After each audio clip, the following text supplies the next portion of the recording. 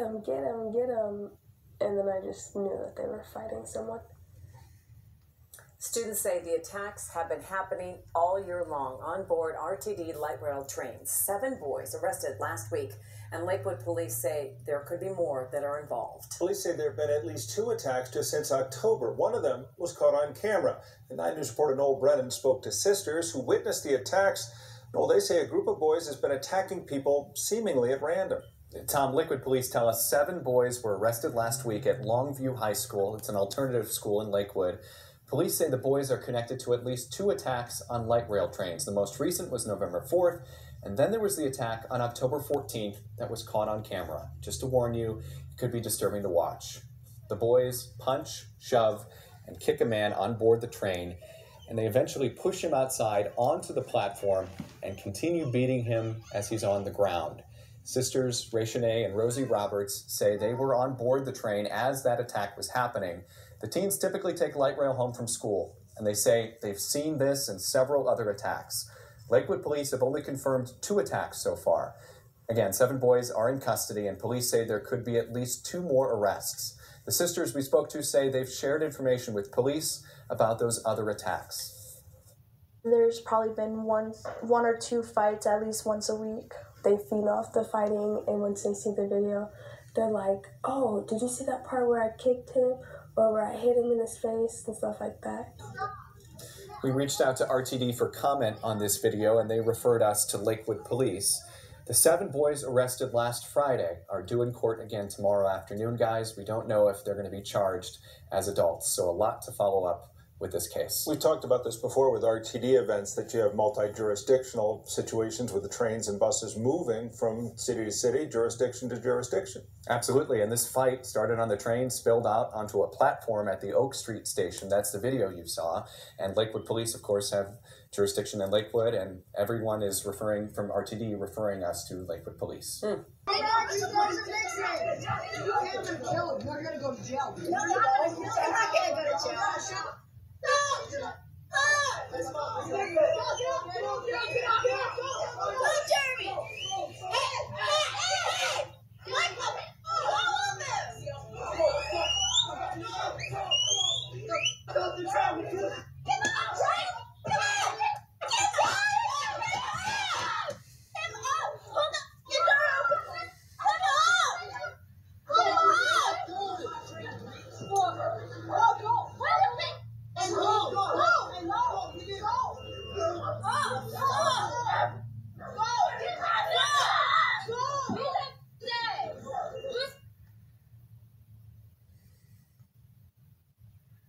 What are you doing?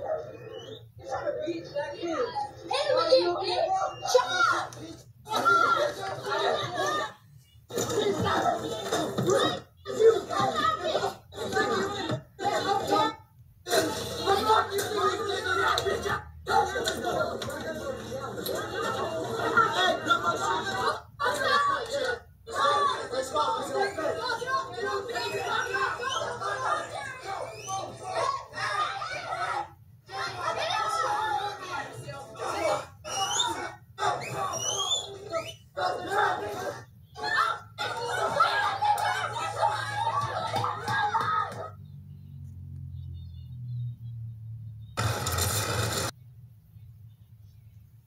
We are learning disturbing new details about what led up to the moment a woman allegedly pushed her 3-year-old nephew into Lake Michigan. You can see Victoria Moreno standing by the flowers next to rescuers on Navy Pier. Yeah, we want to warn you, this story will be difficult to hear. Our Tara Mullen alive at Lurie Children's Hospital, where the little boy is still in critical condition. And Tara, his injuries are extensive and they're very serious. Joe and Erica, extensive and serious, doesn't even cover it. They were described as life-threatening in court today to the judge. A hearing that was really hard to listen to. That little 3-year-old boy is still hospitalized here at Lurie Children's. He has a swollen brain, bleeding in his lungs, and we're told he's gone into cardiac arrest a number of times. Victoria Moreno snuck her 3-year-old nephew out of the family home, drove him to Chicago, and ultimately pushed him into Lake Michigan, making no attempt to call for help to save him. That's what prosecutors detailed in her bond hearing Wednesday. Moreno is charged with attempted first-degree murder and aggravated battery to a child, the judge calling her a danger to children in her family and children in general. The prosecutor said Moreno stole keys to a car she's not supposed to drive because of medication she's on for mental health issues, then headed to Chicago, eventually making her way to Navy Pier. While there with the 3-year-old, she let him crawl under the barrier blocking the sidewalk from the water a number of times. While looking around, waiting for people to leave, she crouched down, straddled him, and pushed him into Lake Michigan, then sat down and stared into the water where the little boy was struggling, saying and doing nothing. All of this caught on surveillance cameras. Tonight, police are searching for the person who poured chemicals on the woman's face while she was asleep in her apartment. Tonight, she's sharing her story only on 2. Angela Halliger is almost unrecognizable. The 53-year-old mother of 2 has now had 4 surgeries to try and repair the damage done to her head and face. I relive this every day. I mean, I cry every day. And want to know what I did to deserve this. I mean, it's very painful. Halliger says she was attacked in her Montrose apartment on September 9th. When I woke up, my kitchen light was on, and he came over and started pouring some acidic fluid on my face. I closed my eyes as tight as I could. I had no defense. Eventually, from the pain, I just passed out. And then when I woke up, I had no clue really what happened because I couldn't open my eyes. She believes the person responsible rearranged her furniture, even using some of it to block the front door. Halliger says it was 2 days before she was able to figure out how to get out and call for help. A man with a long arrest record's in custody in connection with the brutal attack of a woman in a subway station. CBS 2's Natalie Judgewich spoke to the victim, who says that it could have happened to anyone, and she's warning subway riders to be careful. I'm scared. I would have never expected this to happen. Like, my life has changed. Distraught and still in pain a week after she was brutally beaten, 33-year-old Elizabeth Gomes worries she may never be able to see out of her right eye again. I really felt like it was going to be my time. But somewhere or another, I kept fighting to get up, and I made it, and I'm here. Around 5 a.m. last Tuesday, Gomes was at the Howard Beach subway station headed to JFK, where she works as a security guard, when she says a random man started ranting. Stuff like that, like he works for the devil. She tried to ignore him as she walked up the stairs, but he followed.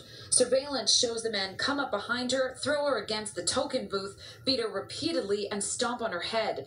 You see another man try to interrupt the attack, but the suspect chases him away, and then he keeps kicking her. Gomes says she usually sees police here inside the station, but on that morning, there wasn't even anyone inside the token booth. Very surprised. They're normally there. There's always some sort of protection at Howard Beach Station. 41-year-old Wahid Foster, who police say is homeless, was arrested a short time after and now faces felony assault charges. Sources say he has a long rap sheet. In 1995, he was convicted of killing his grandmother in Brooklyn when he was 14. He was arrested at least 8 more times once he got out, served 2 more prison sentences, including for a stabbing. He was paroled in 2021 and has 2 other open cases. This guy did so much stuff. I was on the street. Gomes' husband says now he doesn't want to let his wife or their 5 children out of his sight. I'm scared to even leave my house. I don't even want to take the train. You know, I love my job so much, and a part of me, like, it doesn't even want to go back. Gomes says she won't feel safe until he's locked up for good. Foster's next court date is October 6th. We are going to begin this evening with a vicious attack that again raises questions about the criminal justice system. A woman on her way to work at Kennedy Airport was pummeled to the ground, punched, and then kicked at the AirTrain station in Howard Beach. This video is from security cameras at that station. Police did make an arrest, and it turns out the suspect has a long history of attacking people. The victim spoke exclusively to Eyewitness News reporter N.J. Burkett. Do you know how scared I am now? I was never a person to be scared. Elizabeth Gomes was beaten so badly, she stands to lose the vision in her right eye. Her head throbs with pain, and she's barely slept in a week. Not since she was attacked in the Howard Beach AirTrain station 6 days ago. I can't see anything on my right side, honestly. And it just hurts. Elizabeth was on her way to work at JFK. She had just gotten off the A train and was headed up the stairs to the AirTrain platform when she was attacked from behind. Smashed in the head with a bottle, and she never saw it coming. In the MTA surveillance video, Elizabeth is dragged across the concourse and slammed headlong into a wall. She is punched mercilessly and kicked repeatedly. When a man tries to intervene, he is chased away before the suspect turns back to Elizabeth and kicks her 5 times before he calmly walks away into the transit system. She says he was muttering incoherently about Satan in the moments before the attack. He's talking about the devil. He's talking about a whole bunch of nonsense. Her husband is heartbroken. The win. No, no, no. Are you on Las Vegas Boulevard? He stabbed her in the heart. Where's the person that stabbed her?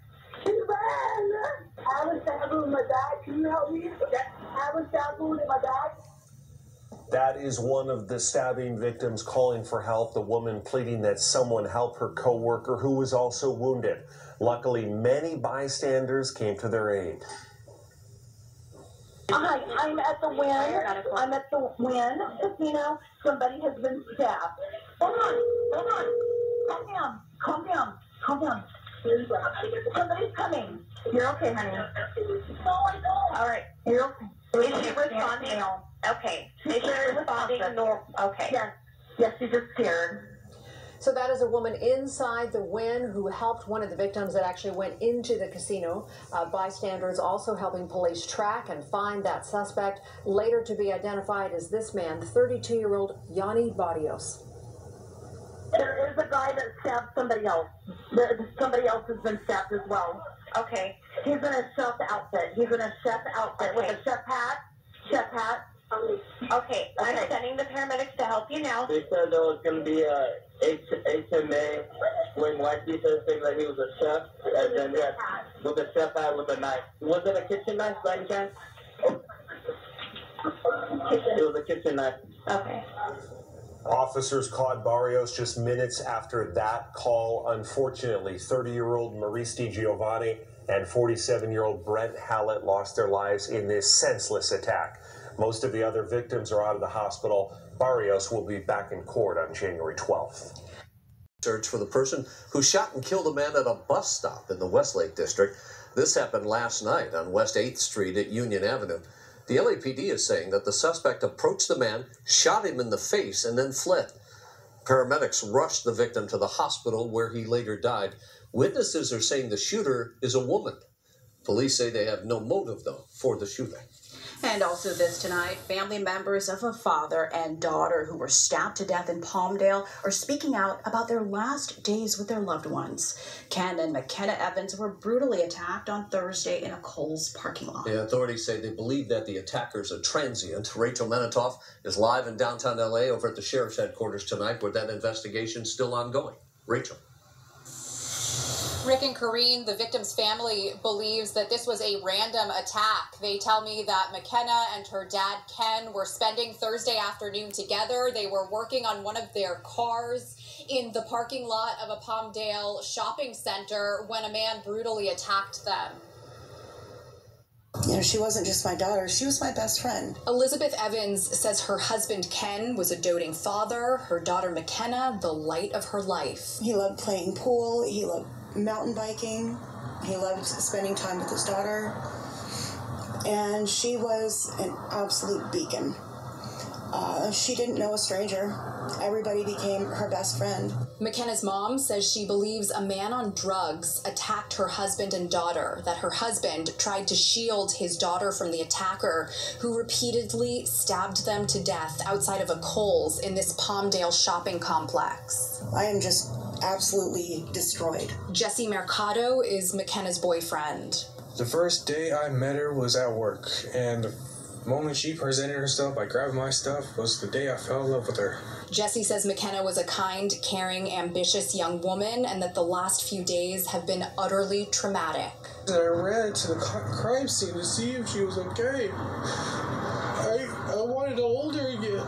As Jesse and Elizabeth grieve 2 lives lost, police continue to investigate what happened here and are asking for witnesses to come forward with information. To know that the person who changed my life so drastically in just one day was taken. Sibling rivalry and jealousy for the shocking murders of an 18-year-old mother and her 3-week-old daughter in September. And thanks for joining us tonight for Action News. I'm Warren Armstrong. And I'm Margot Kim. Nearly 7 weeks after the deadly shooting, investigators arrested the victim's older sister and that sister's boyfriend. Action News reporter Corin Hoggard shows us how police finally broke this case wide open. Yaneli Solorio Rivera was shot and killed as she slept in her bed, holding her 3-week-old daughter, Celine. The shooter also killed the baby girl. More than 5 weeks later, police had made no arrests, so they released surveillance video of a potential suspect. When investigators identified him, they realized they talked to one of the alleged murderers at the Southwest Fresno home where mother and child were killed. And that is when the lies, the deception, and the evil intentions surrounding this case began to unravel. Police say the guy in the surveillance video is Martin Arroyo Morales. His girlfriend is Yoreli Solorio Rivera, the 22-year-old sister of Yaneli.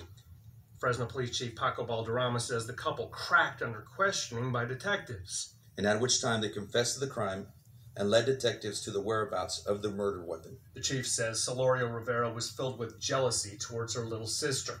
He says Arroyo Morales is a validated gang member. Together, he says they planned the murders and how to get away with them. This was their plan all along, and they thought it worked until it started unraveling on them. Police say the couple showed no remorse, even after confessing. Prosecutors say they'll file a double murder case against both suspects, and the charges will include the special circumstances that they committed multiple murders. The special circumstances murder brings about the penalty of life without the possibility of parole or the potential of the death penalty. Both suspects are in custody with bail set at $2 million. They're expected in court Monday.